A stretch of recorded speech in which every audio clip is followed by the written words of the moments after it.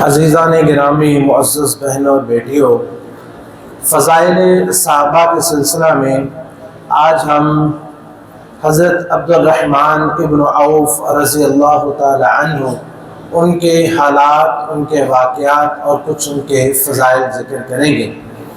حضرت عبد الرحمن ابن عوف، ان کا نام اسلام سے پہلے عبد الکعبہ یا عبد عمر تھا۔ ان کا نام عبد کعبہ یا عبد عمر تھا۔ اسلام قبول کیا تو رسول اللہ صلی اللہ علیہ وسلم نے خود ان کا نام عبد الرحمن رکھ دیا۔ آپ کا نام و نسب یوں ہے کہ عبد الرحمن ابن عوف ابن عبد عوف ابن عبد الحارث ابن زہرہ ابن کلاب قریشی الزہری۔ آپ کی پیدائش عام الفیل کے 10 سال بعد، یعنی رسول اللہ صلی اللہ علیہ وسلم کی پیدائش کے 10 سال بعد آپ کی پیدائش ہوئی ہے۔ آپ رسول اللہ صلی اللہ علیہ وسلم سے 10 سال چھوٹے تھے۔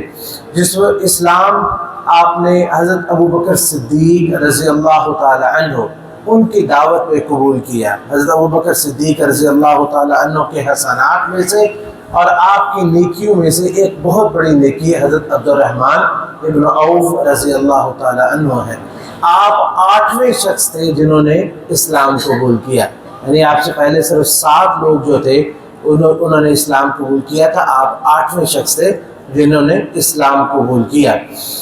آپ اسلام کے اندر آپ کا بڑا ہی حصہ رہا رسول اللہ صلی اللہ علیہ وسلم کے ساتھ ہر معرکے میں، بلکہ جنگوں سے پہلے مکہ میں جو بھی معاملات پیش آئے ہر معاملے میں حضرت عبد الرحمن ابن عوف رضی اللہ تعالی عنہ دام میں، در میں، قد میں، سخنے رسول اللہ صلی اللہ علیہ وسلم کے ساتھ رہے۔ پھر ہجرت کا موقع آیا، یہ پہلی ہجرت جو کہ حبشہ کی طرف سے اللہ تعالیٰ نے اس کی توفیق دی، وہ حبشہ کی طرف بھی آپ نے ہجرت کی، اور اس کے بعد پھر مدینہ کی طرف بھی آپ نے ہجرت کی ہے۔ اور مدینہ میں آتے ہی جو ہے وہ جس وقت رسول اللہ صلی اللہ علیہ وسلم نے مواخات فرمائی تو آپ کی حضرت سعد ابن ربیع رضی اللہ تعالی عنہ، ان کے ساتھ آپ کی اخوت بنا دی کہ بھئی آپ بھائی ہیں اور ایک دوسرے کے ساتھ شریک ہیں۔ تو سعد ابن ربیع رضی اللہ تعالی عنہ بڑے مالدار آدمی تھے، انہوں نے حضرت عبد الرحمن ابن عوف رضی اللہ تعالی عنہ ان کا ہاتھ پکڑا اور ان کو اپنے گھر لے گئے اور کہنے لگے یہ میرا باغ ہے، یہ میرا مال ہے، یہ میری دولت ہے، تو یہ آدھا آپ کا ہو گیا اور آدھا ہمارا۔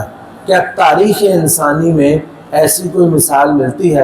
انسان اپنے جیتے جی اپنے بھائیوں، اپنی اولاد کو بھی ایسے نہیں دیتا جس طرح رسول اللہ صلی اللہ علیہ وسلم کے ایک فرمان پہ ان لوگوں نے اپنے مالوں کو اس طرح تقسیم کر لیا اور فرمانے لگے میری 2 بیویاں ہیں، ابھی پردہ نازل نہیں ہوا تھا، وہ دیکھو ان میں سے جو آپ کو زیادہ اچھی لگے مجھے بتا دو، میں اس کو طلاق دے دوں گا، اور جیسے ہی اس کی عدت ختم ہو آپ اس کے ساتھ نکاح کرنے دیجیے گا۔ سبحان اللہ، ایسی جو ہے وہ مواخات اور ایسی قربانیاں۔ لیکن حضرت عبد الرحمن ابن عوف رضی اللہ تعالیٰ عنہ، اللہ رب العزت نے انہیں بھی ایسی توفیق نصیب فرمائی، فرمانے لگے کہ بارک اللہ لک فی اہلک و مالک، آپ کا مال، آپ کے اہل و عیال، اللہ تعالیٰ اس میں برکت فرمائے، مجھے بتائیے کہ بازار کا رستہ کدھر جاتا ہے؟ انہوں نے بتایا کہ ادھر بازار ہے۔ فوراً بازار کی طرف گئے تو محنت مزدوری جو بھی اللہ تعالیٰ نے توفیق نصیب فرمائی، تجارت کی، مال بیچا خریدا، شام کو خالی ہاتھ واپس نہیں آئے، اپنے ساتھ گھی اور پنیر کھانے کے لیے لے کے آئے۔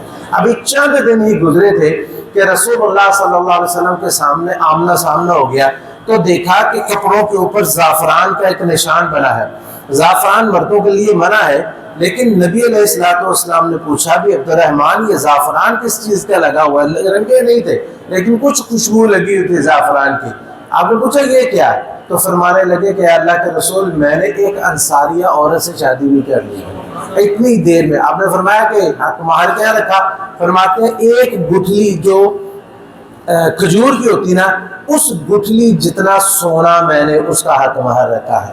آپ دیکھیں ایک گٹھلی جتنا تقریباً کوئی 2-3 یا تولہ 2 تولے بنتا ہی ہوگا نا سونا ہمارے حساب سے، تو اتنا سونا جو ہے وہ بلکہ ایک نہیں 2-3 تولے کم از کم میرا خیال ہے کہ بنتے ہو گئے، یا جتنا بھی ہے اتنا سونا انہوں نے کمایا بھی اپنا کھانا پینے کا انتظام بھی کر لیا اور جو ہے وہ اتنا سونا بھی بنا لیا اور نکاح بھی کر لیا اور کسی کو خبر بھی نہیں. اللہ تعالیٰ نے اتنی ان کو تجارت میں سمجھ بوئی لی تھی. تو رسول اللہ صلی اللہ علیہ وسلم فرمایا کہ عبد الرحمن شادی تو کر لیا، اولم ولو بشاتن، اب ولیمہ بھی کرو، چاہے ایک چھوٹی سی بکری ہی ذبح کر کے لوگوں کو کھلا دو.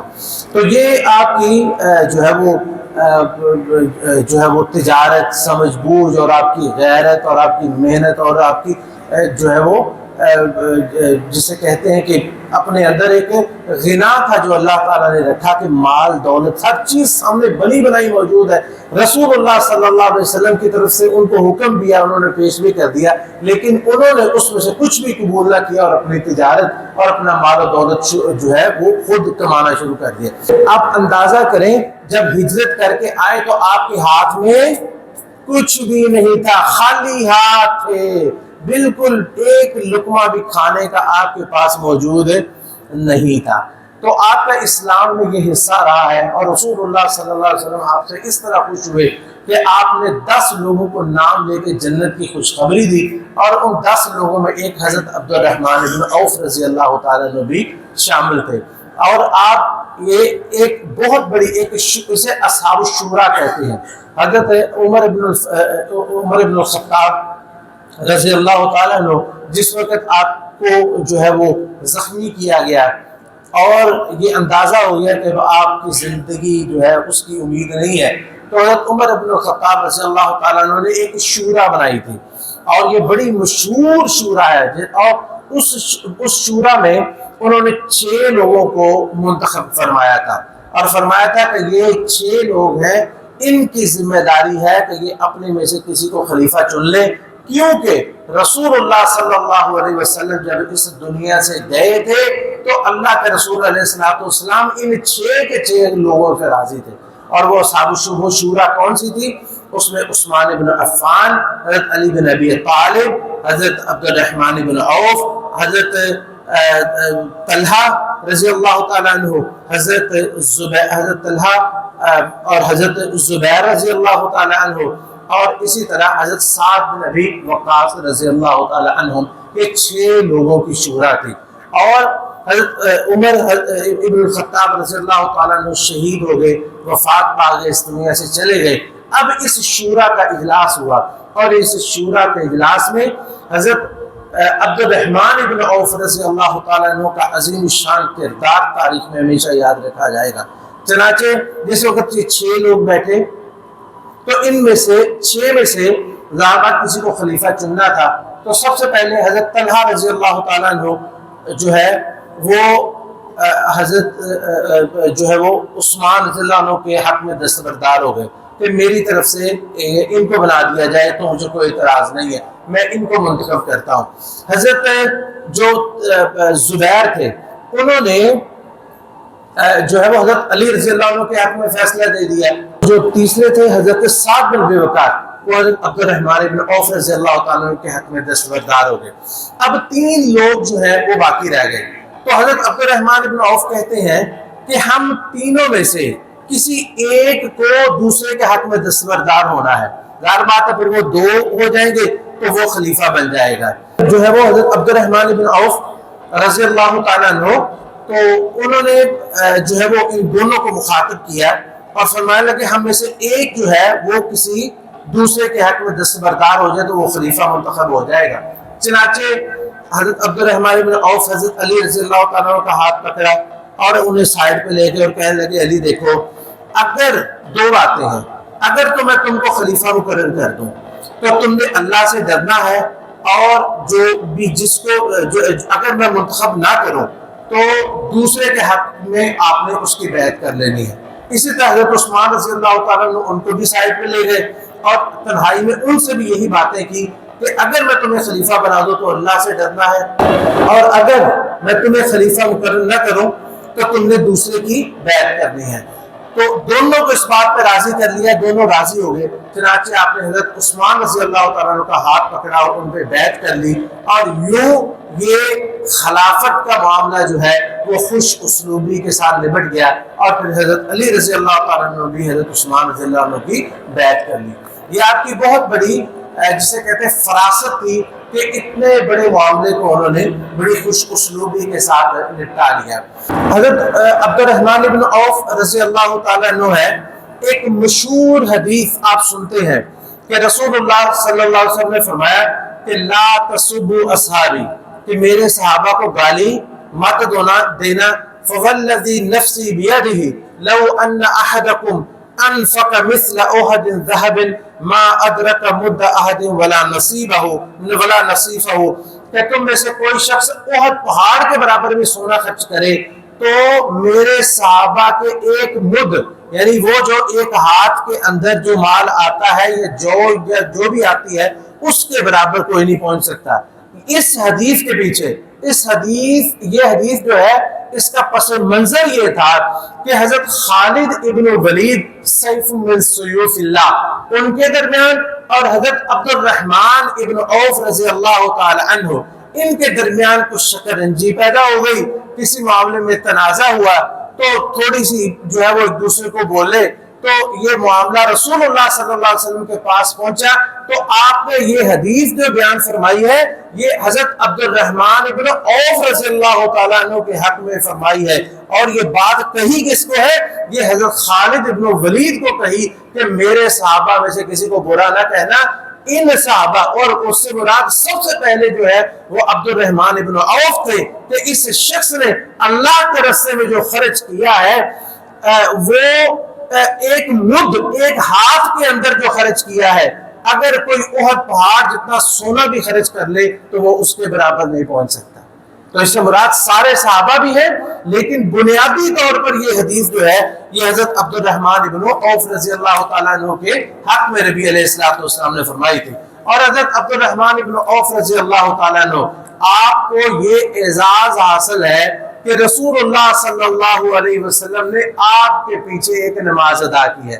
ایک سفر میں نکلے تھے کہ رسول اللہ صلی اللہ علیہ وسلم قضائے حاجت کے لیے باہر نکلے تو کافی دیر ہوگی، نماز کا وقت جا رہا تھا، تو صحابہ کرام نے مشورہ کیا کہ اب کیا کیا جائے، رسول اللہ صلی اللہ علیہ وسلم کا انتظار تو کافی ہو گیا کہ نماز کا ضائع ہو جائے۔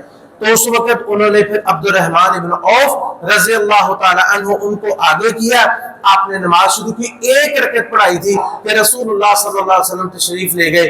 عبد الرحمن ابن عوف رضی اللہ تعالیٰ عنہ کو پتہ چلا تو فوراً پیچھے ہٹنے لگے، لیکن رسول اللہ صلی اللہ علیہ وسلم نے انہیں فوراً اشارہ کیا کہ ان مکانک، اپنی جگہ پہ کھڑے رہو، اور رسول اللہ صلی اللہ علیہ وسلم نے ان کے پیچھے نماز ادا کی ہوئی ہے۔ یہ عبد الرحمن ابن عوف رضی اللہ تعالی عنہ یہ ان کا جو ہے وہ ایک خاصہ ہے۔ میں نے ذکر کیا کہ حضرت عبد الرحمن ابن عوف رسول اللہ صلی اللہ علیہ وسلم کے ساتھ ساری زندگی ہر مارکے میں اور ہر جنگ میں شامل رہے، یہاں تک کہ احد کا جو معاملہ تھا اس میں جب مسلمان زخمی ہوئے تو عبد الرحمن ابن عوف رضی اللہ تعالیٰ عنہ بھی خوب زخمی ہوئے، بلکہ خوب زخمی ہوئے، 21 زخم ان کو لگے تھے، اور ایک زخم ٹانگ پہ ایسا لگا کہ اس کے بعد آپ کی چال میں لنگڑاہٹ پیدا ہو گئی تھی اور آپ کے لیے سیدھا ہو کے چلنا بڑا مشکل ہو گیا تھا، لیکن وہ ثابت قدم رہے اور رسول اللہ صلی اللہ علیہ وسلم کے ساتھ رہے، اور رسول اللہ صلی اللہ علیہ وسلم کی وفات کے بعد بھی وہ جو ہے وہ اسلام پہ اور ایمان پہ ایسے برقرار رہے کہ اس کی مثالیں ملنا ناممکن ہے۔ حضرت عبد الرحمن ابن عوف رضی اللہ تعالی عنہ ان کو اللہ تعالیٰ نے بہت زیادہ مال اور دولت سے نوازا تھا۔ رسول اللہ صلی اللہ علیہ وسلم کے زمانے میں آپ نے بہت زیادہ مال خرچ کیا، بلکہ ایک دفعہ ایک جنگ میں ضرورت پڑی تو 40,000 دینار انہوں نے اللہ کے رسول علیہ السلام کی خدمت میں پیش کر دیے۔ 40,000 دینار، یہ پتہ کتنے بنتے 40,000 دینار؟ آج کے حساب سے تقریباً 1 ارب 71 کروڑ روپیہ بنتا ہے جو انہوں نے رسول اللہ صلی اللہ علیہ وسلم کی خدمت میں پیش کیے تھے۔ اور اسی طرح اور جب مدینہ تشریف لائے تھے تو آپ کے ہاتھوں میں کیا تھا؟ خالی ہاتھ تھا۔ یہ سارا اسلام میں انہوں نے یہ چند سالوں میں اللہ رب العزت نے انہیں عطا فرمایا، اور پھر 500 گھوڑے بھی جو ہے وہ سواریوں کے ساتھ، 500 گھوڑے پورے سامان کے ساتھ اللہ کے راستے میں خرچ کیے، اور اسی طرح 500 اور بھی سواریاں جو ہے وہ تیار کی، ایک دن کی بات ہے، اور بہت سارے غلام جو ہے وہ بھی آزاد کروائے۔ ان کا ہم بعد میں جو مزید جو ہے وہ ذکر کرتے ہیں۔ تو یہ اتنے مال اور دولت ہونے کے باوجود زہد اور تقوی آپ کے اندر اتنا تھا کہ آپ اس مال کو کوئی حیثیت نہیں دیتے تھے، کچھ نہیں سمجھتے تھے۔ رسول اللہ صلی اللہ علیہ وسلم کی وفات کے بعد کی بات ہے کہ ایک دفعہ آپ کے سامنے کھانا لایا گیا، تو جو ہے وہ سامنے کھانا لایا تو بے اختیار آنکھوں سے آنسو جاری ہو گئے۔ کسی نے پوچھا کہ کیا ہوا؟ کہتے ہیں کہ اللہ کے رسول علیہ السلام اس دنیا سے گئے تھے، لیکن آپ نے اور آپ کے گھر والوں نے کبھی جو کی روٹی بھی پیٹ بھر کے ایک ٹائم میں نہیں کھائی تھی۔ آج مجھے وہ یاد آ رہا ہے اور وہ کھانا ہی نہ کھا سکے۔ اسی طرح ایک دفعہ آپ نے روزہ رکھا ہوا تھا اور آپ کے سامنے گوشت اور روٹی لائی گئی، روزہ رکھا ہوا، افطاری کے لیے گوشت اور روٹی لائی گئی۔ ہمارے کھانوں میں کیا کیا کچھ ہوتا، ہم نے کبھی سوچا بھی ہے؟ گوشت اور روٹی سامنے رکھی ہے، عبد الرحمن ابن عوف رضی اللہ تعالیٰ عنہ سے دیکھتے ہیں اور دیکھ کے رونا شروع ہو جاتے ہیں، اتنا روئے اتنا روئے۔ لوگوں نے پوچھا، صاحب گھر والوں نے پوچھا کہ کیا ہوا مسئلہ؟ کہنے لگے کہ مجھے آج مصعب بن عمیر یاد آ گئے، وہ ہم سے بہت بہتر تھے، لیکن جب آپ اس دنیا میں گئے، اس دنیا سے گئے احد کے معرکے میں، تو آپ کو دینے کے لیے کوئی کفن بھی موجود نہیں تھا۔ ایک چادر تھی جو آپ کے سر پہ ڈالتے تو پاؤں ننگے ہو جاتے، پاؤں پہ ڈالتے تو سر ننگا ہو جاتا۔ اللہ کے رسول علیہ السلام نے فرمایا اس کے سر پہ چادر ڈال دو، اور پاؤں پہ ہم نے گھاس ڈال کر مصعب بن عمیر رضی اللہ تعالیٰ عنہ کو دفن کیا۔ وہ ہم سے بہتر تھے، لیکن اس حالت میں دنیا سے چلے گئے۔ مجھے ڈر لگتا ہے کہیں ہم ان لوگوں میں شمار نہ ہو جائے کہ روز قیامت اللہ تعالیٰ فرمائے کہ جاؤ تم نے اپنی ساری نعمتیں تو دنیا میں ہی کھا لیا، جہاں تمہارے لیے کچھ نہیں۔ اتنا روئے، روزے کی حالت میں وہ کھانا نہ کھا سکے، اور اسی طرح وہاں سے اٹھ گئے اور وہ کھانا جو ہے وہ پڑا کا پڑا ہی رہ گیا۔ تو یہ ان کے زہد اور ان کے تقوی کی ان کی یہ کیفیات تھی کہ مال اور دولت کے آنے کے باوجود وہ اپنی اصلیت اور اپنے رب کے ساتھ اپنے تعلق کو نہیں بھولے، زہد اور تقوی اسی طرح رہے۔ لیکن اس کے باوجود کہا کرتے تھے کہ اللہ رب العزت نے ہم پر آزمائشیں دی، ہمیں بھوک دی، بھوک کے ساتھ آزمائے گئے ہم، تو ہم ثابت قدم رہے، لیکن مال آیا تو ہم ثابت قدم نہیں رہ سکے۔ یہ ان کی حالت ہے اور ان کا یہ کہنا ہے۔ لیکن آج ہم سارا کچھ کھاتے بھی ہیں، پیتے بھی ہیں، پہنتے بھی ہیں، اوڑھتے بھی ہیں، لیکن اللہ کی نافرمانی ہمیشہ ہماری زبانوں کی ہوتی ہے، نہ شکریہ ہماری انتہا درجے کو پہنچی ہوئی ہے۔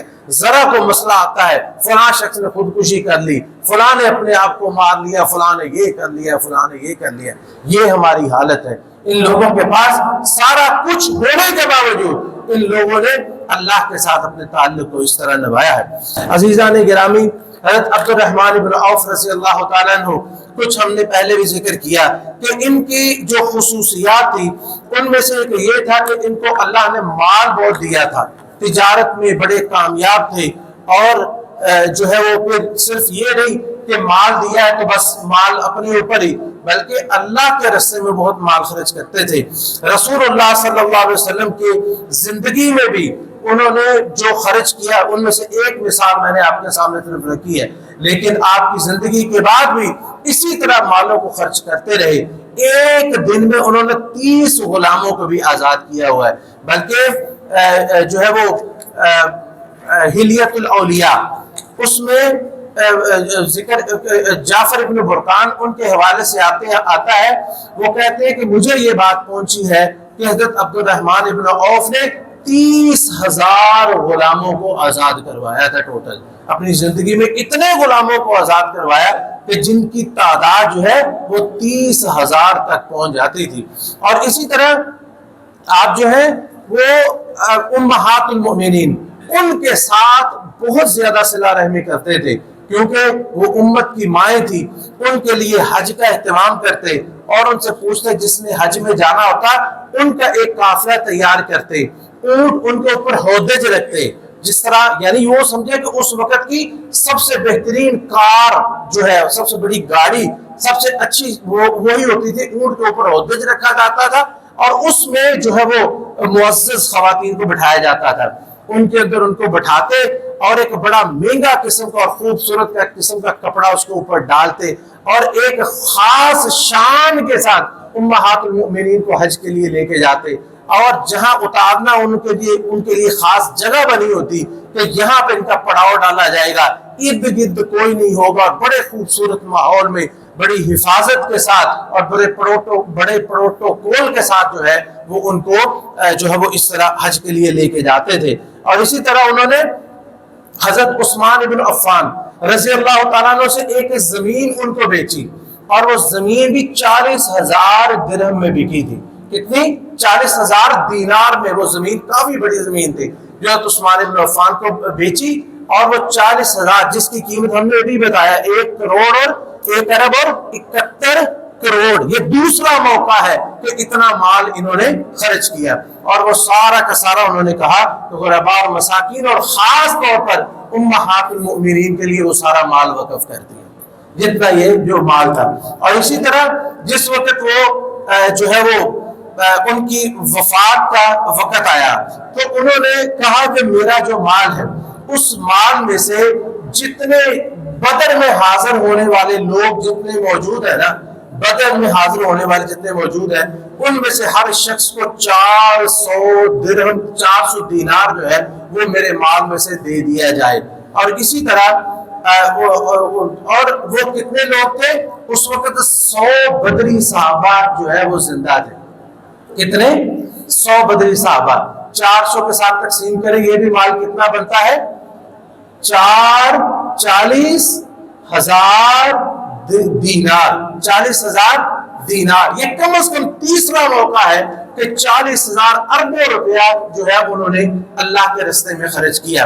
اور جس وقت وہ اس دنیا سے گئے تو ایسے ہی خالی آپ نہیں چلے گئے تھے، یہ تو وصیت تھی جو انہوں نے کی، بہت سارا مال چھوڑ کے گئے۔ ان کا مال تقسیم کرتے کرتے لوگ تھکتے تھے، اتنا مال اس دنیا میں وہ چھوڑ کے گئے تھے۔ اور ایک ایک بیوی کے حصے میں 80 اب بیویاں کہی تھی 80 مجھے تعداد ان کی یاد ہے، 80,000 درہم ایک بیوی کے حصے میں آیا تھا۔ اور اگر 4 بیویاں تھی، 3 تھی یا 4 تھی، تو آپ دیکھیں کہ ان کو اتنے حصے ہی ضرب دے، 3 سے ضرب دے یا 4 سے ضرب دے تو یہ ان کے مال کا 8واں حصہ بنتا تھا۔ اتنا زیادہ مال جو ہے وہ اس دنیا سے چھوڑ کے گئے۔ اور آخر میں جب بیمار ہوئے تو جو ہے وہ اچانک بیماری کی کیفیت جو ہے وہ زیادہ ہو گئی، اچانک جو ہے وہ بے ہوش ہو گئے۔ تو بے ہوش ہونے کے بعد پھر ہوش میں آئے تو بتاتے ہیں کہ میں نے بے ہوشی میں دیکھا کہ 2 لوگ جو ہے وہ مجھے لینے کے لیے آ رہے ہیں اور مجھے کہتے ہیں کہ آؤ تمہارا جو ہے وہ حساب جو ہے وہ العزیز الامین اللہ کی طرف لے کے جاتے ہیں اور وہاں پہ تمہارا آج حساب کرتے ہیں۔ تو ایک شخص ان کو ملا تو وہ کہتا ہے کہ بھئی اس کو چھوڑ دو، یہ تو وہ عظیم شخصیت ہے کہ ابھی ماں کے پیٹ میں تھا ہی اللہ نے اس کی جو ہے وہ عظیم مقام اور مرتبہ لکھ دیا تھا، یہ شخص جو ہے اس کا محاسبہ ایسے نہیں ہوگا۔ تو یہ زندگی میں ہی اللہ رب العزت نے ان کو یہ خوشخبری دے دی تھی۔ آپ 31 ہجری میں آپ کی وفات ہوئی ہے۔ حضرت عثمان بن عفان رضی اللہ تعالیٰ عنہ کا دور حکومت تھا، بقیع میں آپ دفن ہوئے۔ حضرت عثمان بن عفان رضی اللہ تعالیٰ عنہ انہوں نے ہی آپ کا جنازہ پڑھایا تھا اور وفات کے وقت آپ کی 72 سال عمر تھی۔ یہ چند جو ہے وہ چیزیں تھی بیان کرنے کے لیے، جتنا ہمارے پاس تھوڑا سا وقت ہوتا ہے جس میں ہم بیان کر سکتے ہیں۔ تو عبد الرحمن ابن عوف احد العشرۃ المبشرہ، عشرہ مبشرہ میں سے ایک آدمی تھے جن کو رسول اللہ صلی اللہ علیہ وسلم نے زندگی میں جنت کی خوشخبری دی تھی۔ اللہ رب العزت ہمیں ان صحابہ کرام کی سیرت کو اپنانے کی توفیق نصیب فرمائے۔ وآخر دعوانا الحمد للہ رب العالمین۔